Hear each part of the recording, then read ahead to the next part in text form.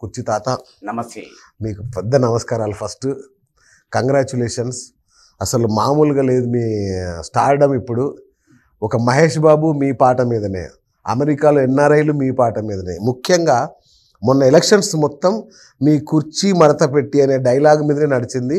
చంద్రబాబు అదే డైలాగు, లోకేష్ అదే dialogue. Election మొత్తం మీ మీదనే. సో ఇంత స్టార్డమ్ వచ్చింది కదా, ఎట్లా అనిపిస్తుంది మీకు? నా అభిమానులకు ఒక దండం అండి. ఎంత నేను ఎదిగినా మీకు ఒక మనిషిని, మానవత్వం గల మనిషిని.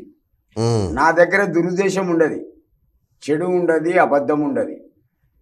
నన్ను ఎంతోమంది చేరదీస్తారు, పట్టిగా పోతా అంటే సెల్ఫీ అంటారు. నా దగ్గరకు వచ్చిన వాళ్ళని చీదరించుకోనండి. చిన్న పెద్ద ఎవరు వచ్చినా ఫోటోనే కదా తీసుకో తాత అంట. ఒక మనిషికి ఇంత అభిమానులు ఉన్నారంటే నా అభిమానం అండి, నా రాత. నా భార్య నమ్మలే ముందుగాల. టీవీలో లోకేష్ నా కుర్చీ మడత పెట్టిండు, అది చూసినాక నమ్మింది. నాతోని బయటికి రాదు. అచ్చా, ప్రతి ఒక్కరు సెల్ఫీ అంటారు. ఆమె నిలబడి నిలబడి నిలబడి కాళ్ళు కూస్తాయి. ఆప్ జాओ భాయ్ హమ్ నీ ఆయేంగే అంటారు. అంటే ఒకటి సార్, నిజంగా చెప్తున్నా, భగవంతుడు ఇచ్చిన వరం అండి ఇది. మామూలు వరం కాదు, అసలు దేవుడు అలా రాశాడు. నా కాళ్ళకి చెప్పుల్లా, పెరిగిన గడ్డం, పిచ్చోన్లాగా కనపడతా, పిచ్చోన్ని. కానీ నన్ను గుర్తుపట్టిన వాళ్ళు విడువరు. అంతేగా, గుర్తుపట్టడానికి ఏముంది? ప్రపంచంలో తెలుగువాడు, తెలుగు తెలిసిన వాడికి కుర్చీ తాత తెలవదు అంటే అది విచిత్రం కిందనే లెక్క. అయితే ఆ శ్రీలీల లేదా గుంటూరు కారం, అవును అవును, ఒక వారం 10 రోజుల క్రితం అమీర్పేట కాల నుంచి పోతుంది. నేను గిట్నే సిగరెట్ తాక్కుంటూ నడుచుకుంటూ పోతున్నా బస్ ఎక్కడానికి. డ్రైవర్ చెప్పిండు, అమ్మ కుర్చీ తాత పోతాను చూడు అని. నేను సింపుల్గా పోతా. కారు పక్కన ఆపిండు, డ్రైవర్ వచ్చిండు. అమ్మ పిలుస్తున్నాడు. ఎవరమ్మా అని నేను అన్నా. నువ్వు రా తాత అని చేయబట్టి తీసుకుపోయాడు. ఆ పాప అని నాకు తెలియదు. నేను సీన్ మీద చూడలే, టీవీలో చూసిన. మనకి ఏమవసరం ఆడపిల్లతో. నమస్తే అమ్మ అన్న. నమస్తే అంది. ఎటు పోతున్నా తాత అంటే, మెల్లగా నడుచుకుంటూ పోతున్నా, బ్లడ్ సర్క్యులేషన్ చక్కగా ఉంటుందని. 6,000 రూపాయలు ఇచ్చిందండి. నీ భార్య ఒక 5,000, నువ్వు 1,000 రూపాయలు ఉంచుకో అంటే, వద్దమ్మా అని. నా సంతోషంగా ఇస్తాను తాత, కాకపోతే నువ్వు ఇంటికి రా, నీ వైఫ్ని తీసుకొని, నీకేం కావాలో నేను ఇస్తా అంటే, చల్లా బతుకు తల్లి అన్న. అంటే శ్రీలీల. నీ పాట నాకు నచ్చింది, పిచ్చి డ్యాన్స్ చేసిన చేసింది కూడా పాప అద్భుతంగా చేసింది. అవును. అయితే మహేష్ బాబు దగ్గరికి ఒకరు తీసుకుపోయాడు. అతను న్యూజిలాండ్ మొన్న వచ్చిండు ఓటు వేయడానికి. ఓకే, కలవాల.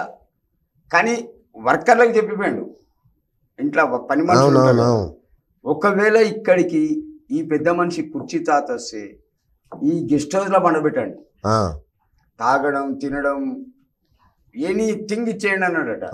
కానీ మనం ఎందుకు పోతాం ద్వారా. అవును, సూపర్ సూపర్. ఏదో ఒకసారి పోయినా ఇంట్లో కాడ కలవాలా. మొన్న వచ్చిండు ఓటు వేయడానికి. పోతే ఇంకో 4 రోజుల తర్వాత పోతా. నాకు బాకీ ఇలా రాసింది. అసలు తమన్ దగ్గరికి మిమ్మల్ని ఎవరు తీసుకెళ్లారు? ఇతనే. ఓహో, అచ్చా. ఎట్లా సత్య ఇది ఎట్లా కలిసింది తమన్ దగ్గరికి? అంటే అడిగారా వాళ్ళు? కుర్చీ మడత పెట్టిన అడిగారా? అంటే నేను యాక్చువల్ గా ఈ యూట్యూబ్ స్టార్స్ ని తీసుకెళ్తుంటాను. Very good. ఛాన్స్ ఇవ్వండి. వాళ్ళు అవ్వచ్చు, రాకేష్ మాస్టర్ అవ్వచ్చు, కుర్చీ దాదా అవ్వచ్చు. ఆ క్రమంలోనే ఈ డైలాగ్ నచ్చి తీసుకున్నారు. ఇంతకు ముందు కూడా టిక్ టాక్ దుర్గారావుది రిలీజ్ గొలుసు పాట పెట్టారు. ఈ డైలాగు ఇందులో పెట్టారు, గుంటూరు కారంలో. అయితే 5,000 కవర్లో పెట్టి ఇచ్చిండు. ఒక్కసారి నీ డైలాగ్ చెప్పన్నాడు. ఎవరు? తమన్ గారు. తమనా? నేను మాట్లాడినా, దాన్ని అతను రికార్డ్ చేసిండు. 2 రోజుల తర్వాత పాట వచ్చేసింది, ఒక చరణం, మహేష్ బాబు శ్రీలీలతోటి. నేను పరేషాన్ అయినా సార్. కానీ 1,00,000 రూపాయలు ఇచ్చిన 5,000 ఇచ్చిండా? 5,000 అతను ఇచ్చిండు, 5,000 ఇతను తెచ్చి ఇంటికాడ ఇచ్చిండు. కానీ ఏంటంటే నేను ఒక అబద్ధమాడినా, ఒక మనిషి చేయబట్టి 1,00,000 ఇచ్చిండు. నన్ను అతన్ని పొగిడినట్టుంటది అన్నారు. ఎవరిని? తమన్ గారు. తమన్ని. అది నా తప్పు. అరే అరే అరే. ఆ, అది నా పెద్ద తప్పు. ఆ, ఒకటి బాబాయ్, నిజమే అవుతుంది, అబద్ధం Correct, correct. అబద్ధమే అవుతుంది. ఆ, ఒక మంచోడు సముద్రంలో పడితే దేవుడు బయటేస్తాడు, అవును ఒక మూర్ఖుడు ఫీట్ నీళ్ళలో పడితే చచ్చిపోతాడు. చచ్చిపోతాడు. అవును. కానీ నా మనసు పవిత్రమయ్యా. ఆ 10,000కు నా భార్య చిన్న చిన్న షూటింగ్లు ఇంటర్వ్యూలు చేసి ఇస్తా డబ్బులు. 14,000 కమ్మలు తెచ్చుకున్నది. ఉమ్, ఆమె ఎన్నడూ ఏది నన్ను అడగల. ఓ టైం వస్తే ఉపాసం కూడా ఉన్నది ఒకరోజు బాలాజీ నగర్లో. ఉమ్, కానీ ఓపిక మంతురాలు సార్. ఉమ్, ఆమె నవ్వు చూస్తేనే నా ఆకలి చచ్చిపోతుంది. ఉమ్. లవ్ మ్యారేజ్ మీది? అవును, same caste, not inter caste. అచ్చా అచ్చా. అయితే 3 కొడుకులు, ఉమ్, అమ్మని చూడరు, నాన్నని చూడరు. ఉమ్. అదేంది? అంతే, మూర్ఖులు, వాళ్ళకి డబ్బులే కావాలా. నా పెద్ద కొడుకు కోడలకు పిల్లలు లేరు, డబ్బులే మెడ్చర్లు ఉంటారు. ఏం చేసుకుంటారు డబ్బులు? ఆశ, గుడ్డుకు ఆశ ఎక్కువ ఉంటుంది సార్. ఉమ్, ఇక నేను పోను. నా భార్య బిడ్డ దగ్గర ఉంటుంది, ఆమెకి 2 పాపలు 1 బాబు. ఉమ్. ఆ పిల్లల కోసం నేను పోతాయ్యా. Very good. ఇన్ని పండ్లు కూరగాయలు జేబులో 1,000-500 పెట్టుకొని పోతా. ఉమ్. వాళ్ళ ముఖం చూస్తే కడుపు నిండుతుంది. ఇప్పుడు పోతున్నారు అట్లా. ఇంతకుముందు మిమ్మల్ని ఇంట్లోంచి వెళ్ళగొట్టారు అన్నారే? అవును, ఆ, వాస్తవం అది. ఒకటి సార్, నన్ను కొడితే మొత్తం బ్లడ్తో నిండిపోయినా.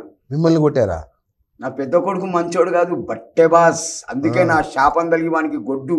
ఆ, పెద్దోడు మంచోడు కాదు, నడుగోడు అమాయకుడు, ఆ, స్టేట్ ప్లేయర్ వాడు క్రికెట్లో. ఆ. రెండో కొడుకు చిన్నోడు తాగుపోతాడు. ఇక ఎవరి దగ్గర పోయి ఉండాలండి? బా. ఆ, ఇక నా బిడ్డ దగ్గరికి పోతా, నేనే ఏదైనా పార్సల్ తీసుకొని పోతా, ఆ. ఏదో అదే టిఫినో భోజనమో. కరెక్ట్. నా దగ్గర డబ్బులు నా మనవానికి ఇస్తే వాడు ఉరికిపోయి అమ్మమ్మకి ఇస్తాడు. ఉన్నాడు 3 సంవత్సరాలే సార్. ఆ సెల్లుందా గీక్తాడు, ఆ పాట వస్తుంది, కుర్చీ తాత. కుర్చీ అంటాడు. మరి ఈ అమ్మ వాళ్ళ అమ్మమ్మ ఒకటే నవ్వుడు.